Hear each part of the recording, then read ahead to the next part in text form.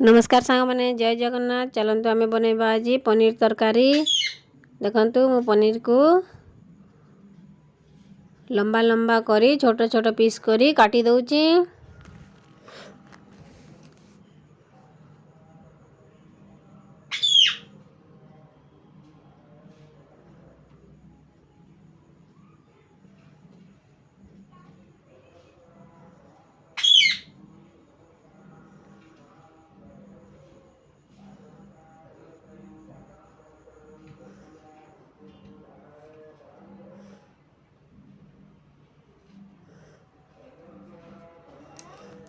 देखो सांग मैंने मो पनीर को छोट छोट करी काटी देइछि। आउ कच्चा मटर चना नहीं जाइछि।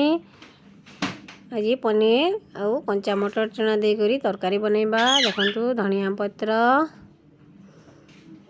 आउ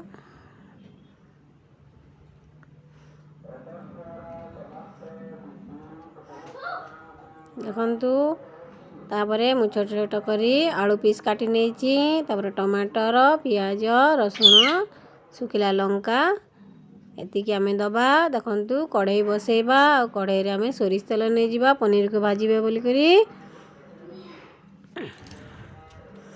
देखंतु तेल भल भाबरे गरम हो गला परे आमे सेतिरे काटी रखितिबा पनीर को देई करी भल भाबरे लाल करी करी भाजी नबा।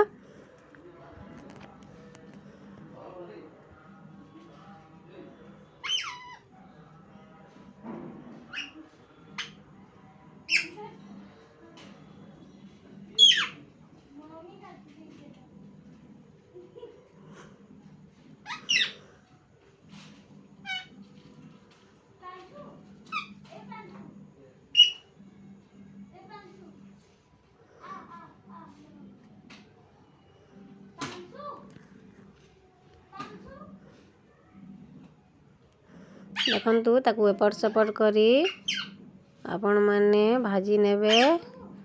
बेसी लाल करी करी भाजबे ने मीडियम साइड रे लाल करी करी तको भाजी नेबे। देखंतु मु पनीर टिकु भल भाबरे भाजी देइछि और ताकू काढी करी रखी देइछि। और से पनीर को आमे गरम पानी ले टिके पकेई दबा काहे कि ना सेटा टिके नरम हबो। देखंतु मु गरम पानी ले पकेई नेछि आउ ताकू किछि समय पई गरम पानी ले रखिबा को छाड़ी दबा। तापरे देखंतु ताकू आमे काढी नबा।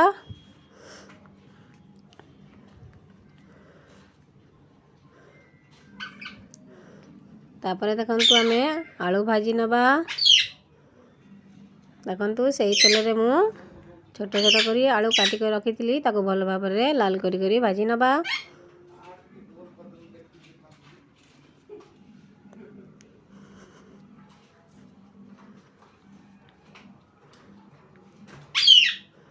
देखंतु संग माने मु ताकू एपट सेपट करी भल भाबरे लाल करी करी आलू को भाजी नउछि। देखंतु आलूटी भल भाबरे भाजी गला परे मु ताकू काढी नउछि।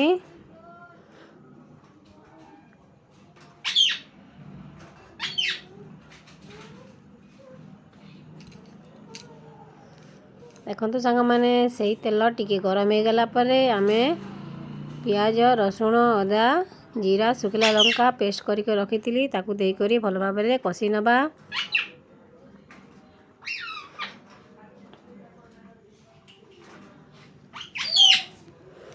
देखंतु संग माने टिके मसला भल भाबरे कसी गला परे सेतिरे आमे हळदी गुंड देई दबा। और तापरे आमे लंका गुंड दे दबा और जीरा गुंड दे दबा। ताकू भल भाबरे एपट सेपट करी कसी नबा।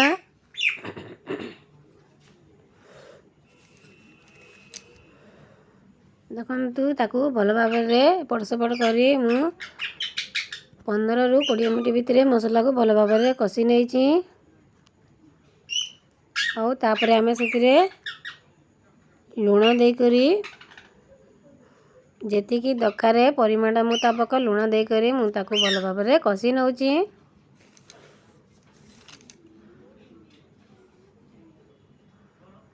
तापरे देखंतु सांग माने मसलाटी भल भाबरे कसी गला परे आमे सेतिरे काटी के रखितिबा टमाटर को दे करी भल भाबरे कसी नबा।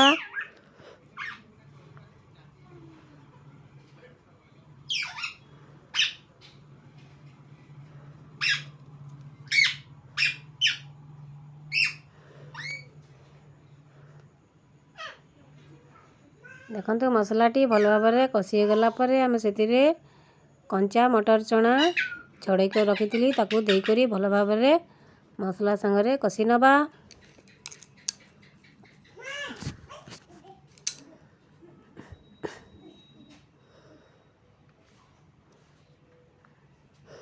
ଦେଖନ୍ତୁ ସାଙ୍ଗମାନେ ଭଲ ଭାବରେ କଷି ହେଇଗଲା ପରେ ତାପରେ ଆମେ ସେଥିରେ କାଟିକି ଆଳୁ ଭାଜି କରି ରଖିଥିଲି ତାକୁ ଭଲ ଭାବରେ ଦେଇକରି କଷି ନେବା।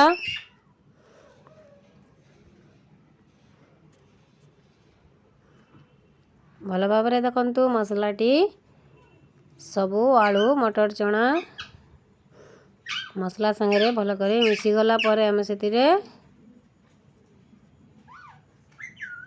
ପାଣି ଦେଇଦେବା। ଦେଖନ୍ତୁ ତାପରେ ଆମେ ମସଲା ଗୁଣ୍ଡ ଟିକେ ଦେଇଦେବା ମିଟ୍ ମସଲା।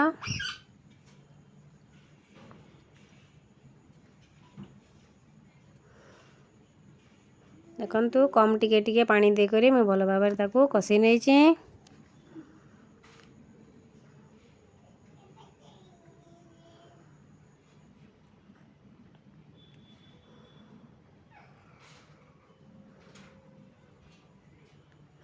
ତାପରେ ଦେଖନ୍ତୁ ଭଲ ଭାବରେ କଷି ହେଇଗଲା ପରେ ମୁଁ ତାକୁ ସିଝିବାର ଲାଗି ଆଉ ଟିକେ ପାଣି ଦେଇଦେଲି ଆଉ ତାକୁ ଭଲ ଭାବରେ ମିଶେଇ କରି ଫୁଟିବାର ଲାଗି କିଛି ସମୟ ଛାଡ଼ିଦେବା।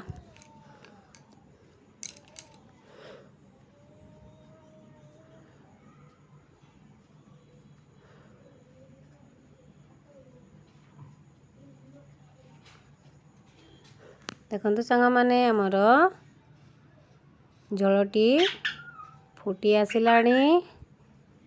ଆଉ ଟିକେ ଝୋଳ ଭଲରେ ଫୁଟିଗଲା ପରେ ଆମେ ସେଥିରେ ଧନିଆ ପତ୍ର ଦେଇକରି ତାକୁ ଭଲ ଭାବରେ ମିଶେଇ ଦେବା।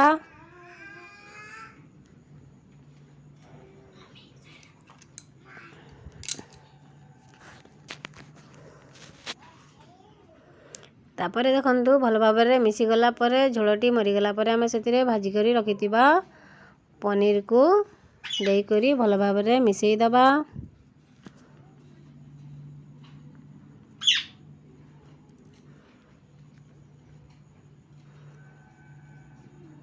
ଦେଖନ୍ତୁ ଆଳୁ ପନିରଟି ଆମର ଭଲ ଭାବରେ ରେଡ଼ି ହେଇଗଲାଣି।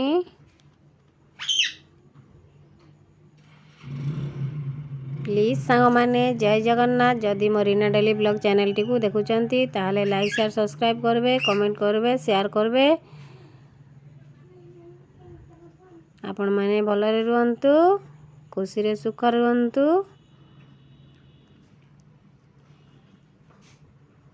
ମହାପ୍ରଭୁ ଆପଣଙ୍କୁ ଭଲରେ ରଖିଥାନ୍ତୁ, ଖୁସିରେ ରଖିଥାନ୍ତୁ।